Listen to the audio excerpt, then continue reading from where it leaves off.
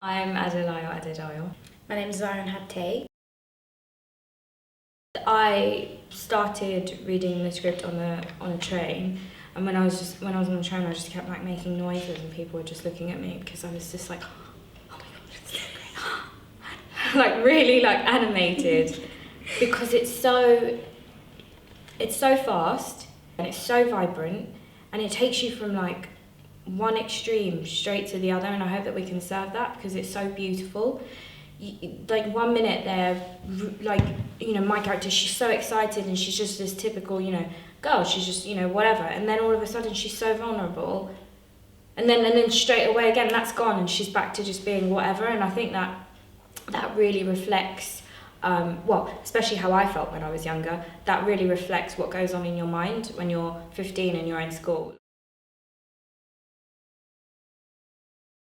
It was during school and I was like, what is this? Why have I never heard of this? This is not in the news.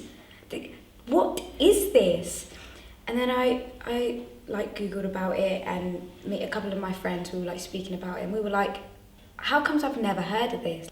I hear about Cuttin It, and then they say it's a play about FGM, and I'm like, are you serious? Finally, it's being spoken about, and I think it's really amazing that Charlene's written this beautiful script, written this honest, amazing script, and that we're finally able to, you know, do something about it, because change needs to happen. The script is very good at nostalgic references and taking you back to places that are so familiar with you. What Charlene does in the play, which is really puts you in the place of the characters. You can't separate yourself from them. You can't say, oh, they're Somalian and they do this thing called female genital, I don't even know, that's nothing to do with me. You can't, because of the way Charlene has written it. She's made it so nostalgic and so easy to connect with. And I think that that's great, because then it makes people go, oh, okay, I don't know what FGM is, or it's never going to happen to me because, you know, I'm not of that culture, but this little girl is of my culture because she may be a different colour to me, but she's British. So this needs to stop. This can't happen. And do you know what I mean? It just makes you connect, I think. I want it to stick with people. I don't want it to just be, oh, that was a great play, it was so sad, and, you know, go to a GBK and eat a burger and then go home. I want it to actually stick with people. I want it to stick with them till a point where everyone knows about it, you know, and it's all over the news and people are being educated about it in school, because it's such a taboo issue, like no one talks about it. So yeah, I just want awareness to be raised.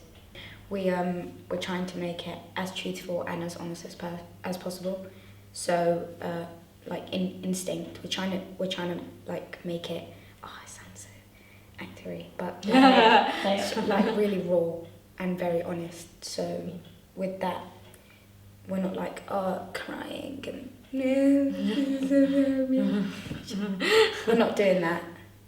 And I think it's great that Charlene's written the play like that. It's not just this news thing, it's not just this thing you've heard about now that happens somewhere else, or that's not going to happen to you. Now it's something that happens to a girl who sits next to your child in secondary school.